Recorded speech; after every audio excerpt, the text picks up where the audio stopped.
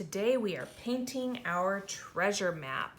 So you're going to want this little container with gold watercolor. Make sure you kind of shake it to get that all stirred up and carefully open.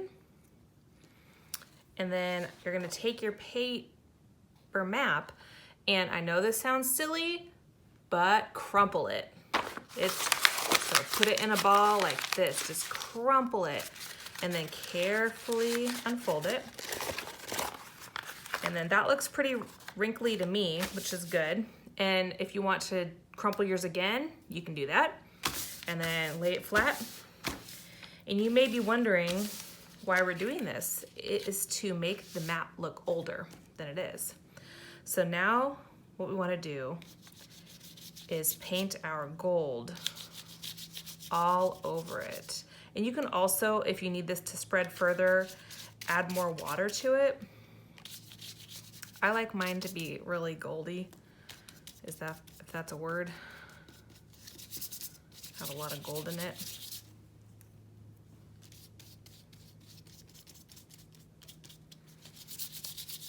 So paint gold all over your map. And what happens when it dries, it kind of gets into the creases and makes it look like it's been around a long time, which is a cool effect.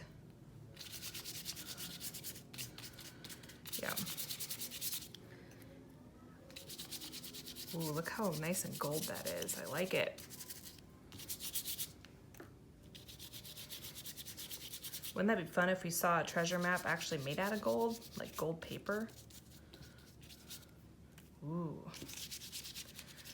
Okay.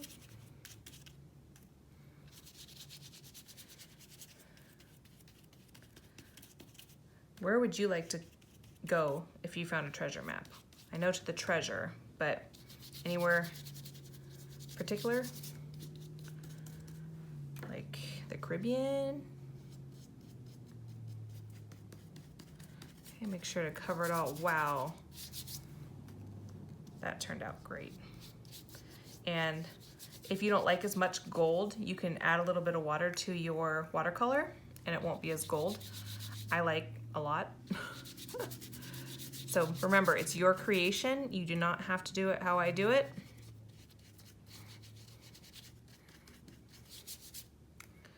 All right. Looks awesome. I think I'm done. Okay, and then I'm just going to pick it up like that and then set it somewhere to dry. All right, I hope you have fun painting your gold map. Let's finish up our treasure maps. So I went ahead and already colored my pictures, but I wanted to go over how to use your scissors properly to cut your pieces out for your map. So I put Google eyes on the small part to remind myself that the scissors should always point up. You can draw eyes on there if you want, whatever you need to do.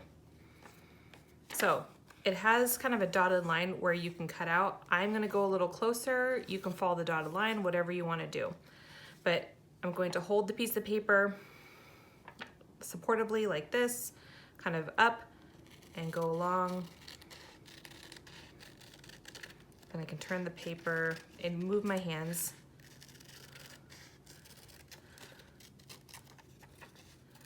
as needed. And I'm moving my hands up and down. Remember, those eyes on your scissors are staying up.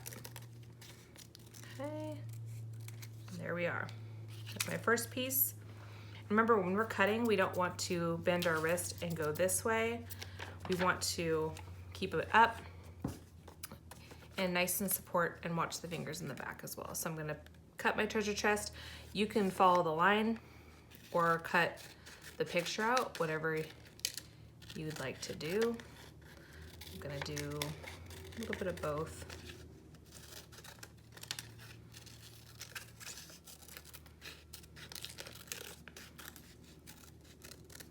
Okay. Now for my tree. Once again, kind of putting the paper and supporting it here and putting the my thumb on top.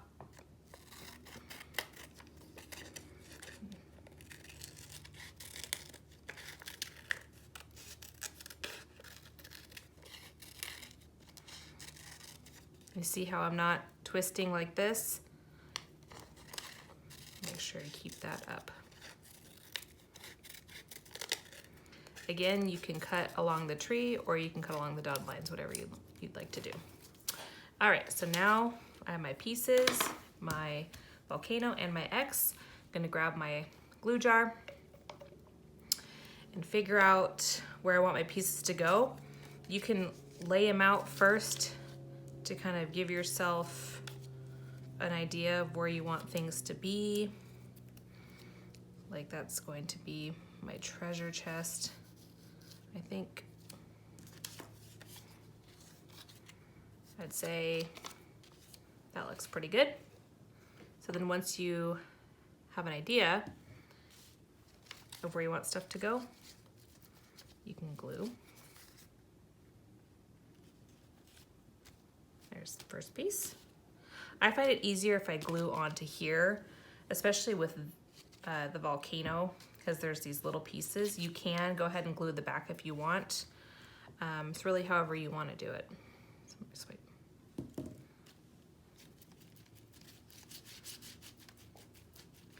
Now remember, glue dries clear, so you'll still be able to see the gold once everything's dry. Perfect.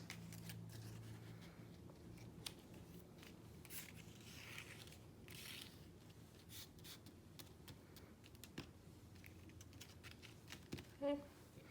It looks like, and if any time looks like a piece is coming up, put a bit more glue behind there. Awesome. I'm gonna glue my tree.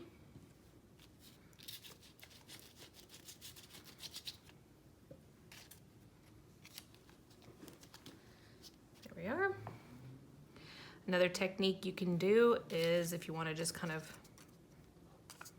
hold it and glue, that's fine too. So that's another way you can do that. And then I'm going to do X marks the spot because it's right by the treasure chest, but you can put it wherever you want. Okay, so now that my pieces are glued, and once it's dry, you can go ahead and take a Sharpie or have your adult helper do this, or you can do it either way. And I like to kind of draw a path where I think the pirates would have traveled looking for the treasure. So like, and it's still kind of wet, but I can give you an example. So for example, you can say they come out of the water here and they pass by this tree. It's not showing up well because of the glue, but you can mark here, say, okay, then they finally look at their compass, get the treasure, and then they come back down to their ship. So you can kind of draw however you think it can go. So, all right, I hope you have fun making your pirate treasure map and that it's really nice and gold and old looking, and hope you find some treasure. All right, pirates, I'll talk to you later.